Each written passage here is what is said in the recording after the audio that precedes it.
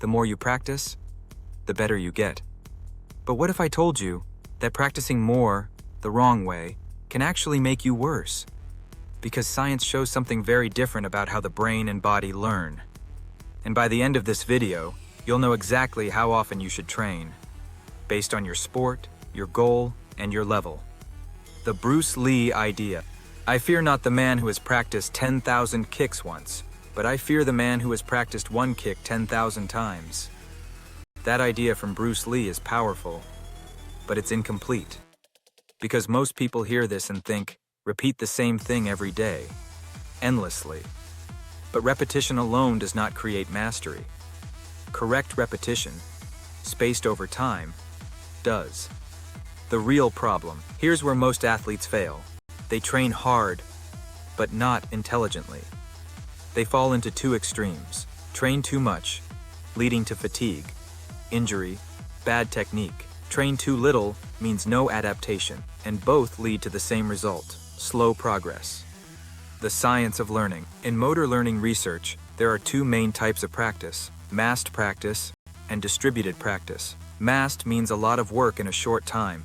Distributed means practice spread over time with rest and across decades of neuroscience and sports science. Distributed practice consistently leads to better long-term learning, retention, and performance. Why? Because your brain learns in phases. During practice, it encodes the movement. During rest, it strengthens and organizes it. This is called motor memory consolidation. So training creates the signal, but recovery builds the skill. Fatigue. The hidden enemy. Now here's the part most people ignore. Fatigue doesn't just affect your body, it affects your brain. When fatigue increases, motor control decreases, coordination becomes sloppy, reaction time slows, neural accuracy drops. And here's the dangerous part: your brain still learns, even when you're tired. So if you practice under fatigue, you're literally programming bad technique. This is called negative motor learning. Over time, this leads to inefficient movement patterns, slower reaction speed, higher injury risk. So more practice under fatigue doesn't make you better. It makes you consistently worse. The brain versus body conflict. Here's the most important insight in this entire video. Your brain adapts faster than your body.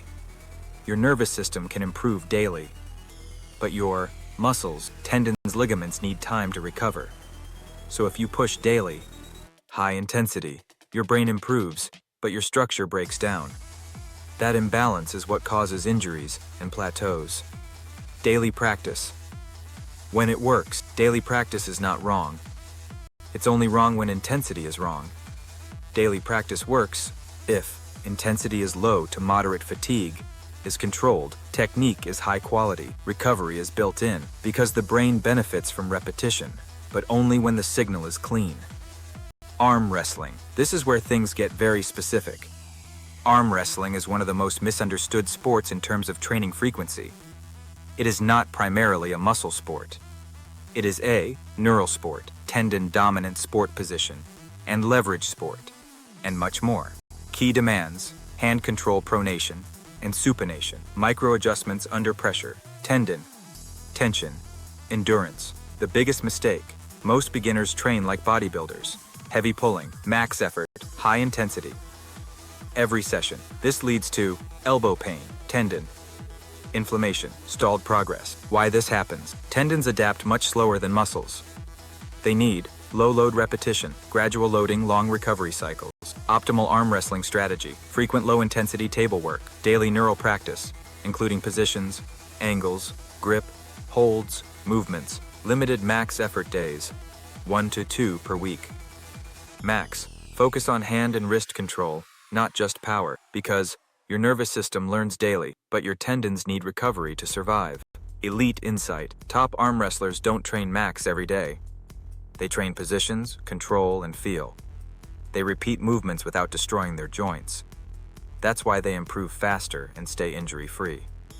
Wrestling. Wrestling requires fast decision-making, constant adjustments, instinctive movement. Daily high-intensity sparring leads to fatigue, bad habits, slower reactions. Best strategy: frequent drilling, moderate live sessions, controlled fatigue. Because your brain must learn clean patterns, not exhausted ones. Football. Football is explosive, reactive, cognitively demanding. Players need repetition, but also freshness.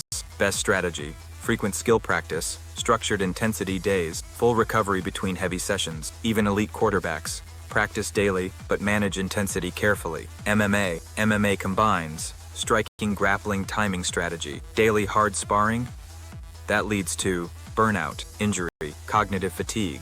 Best approach, daily technical training, controlled sparring. Strategic recovery, because brain needs exposure, body needs protection. Bodybuilding. Bodybuilding is different. It's not skill-based. It's structural. Muscles grow during recovery. Training the same muscle daily reduces recovery limits. Growth. Best approach, moderate frequency, proper. Split, high recovery. Powerlifting. Powerlifting is strength plus skill. Elite lifters train frequently but manage intensity. Best strategy, technique practice. Often heavy lifting strategically. Fatigue control, because strength is neural plus muscular. Weightlifting. Olympic. This is pure motor learning. Timing coordination, precision. Elite lifters train almost daily, but they focus on technique, repetition, precision, not max effort. The real winning formula. After combining all science and sports, the answer is clear.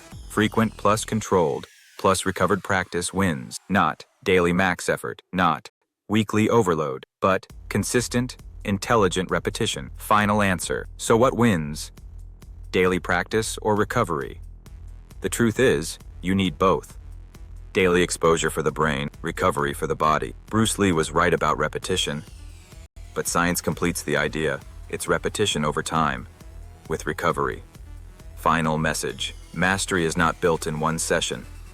It's built through thousands of high-quality repetitions without destroying your body in the process. If you want more science-based training breakdowns like this, subscribe to the channel. Because most people train harder, but the best athletes train smarter.